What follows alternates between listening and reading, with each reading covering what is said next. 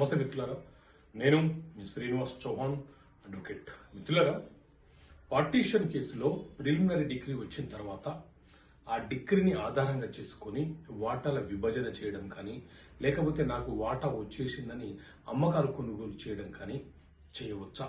So మిత్రులారా, 2007వ సంవత్సరంలో ఆషమ్ Abbas versus హుషన్ Abbas అనే కేసులో సుప్రీంకోర్టు కీలకమైనటువంటి తీర్పునిచ్చింది.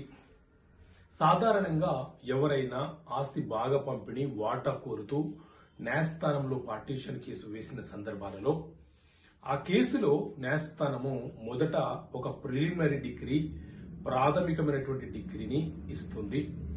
సో ఆ డిగ్రీ యొక్క ఉద్దేశము వాటాలను నిర్ధారణ చేస్తుంది. ఎవరెవరికి ఎన్నెన్ని వాటాలుగా విభజన చేస్తుందో అన్ని వాటాల గురించి ఆ ప్రిలిమినరీ డిగ్రీలో నిర్ధారణ చేయడం జరుగుతుంది.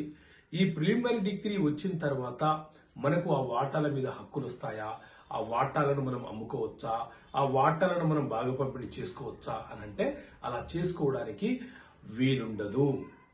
ఆ ప్రిలిమినరీ డిగ్రీ తర్వాత ఫైనల్ డిగ్రీ కోసం మరొక పిటిషన్ వేసుకొని ఫైనల్ డిగ్రీని పొంది ఆ తర్వాత వాటాల విభజన చేసుకోవడానికి అవకాశం ఉంటుంది.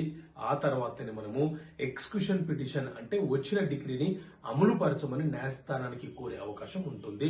సో 2007వ సంవత్సరంలో సుప్రీంకోర్టు ఈ అంశం మీద కీలకమైనటువంటి తీర్పునిచ్చింది.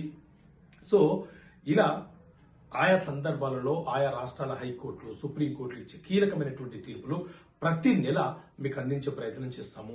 ఆ మ్యాగజైన్ మీకు ఇలా సంచిక రూపంలో కావాలనుకుంటే మీరు ఇక్కడ కనిపిస్తున్న నెంబర్కి కాల్ చేసి 12 నెలల కాలానికి సభ్యత్వం పొందితే ప్రతి నెల మీకు పోస్టు ద్వారా పంపించే బాధ్యతను మేము తీసుకుంటాము. ఓకే మిత్రులారా, థ్యాంక్ యూ.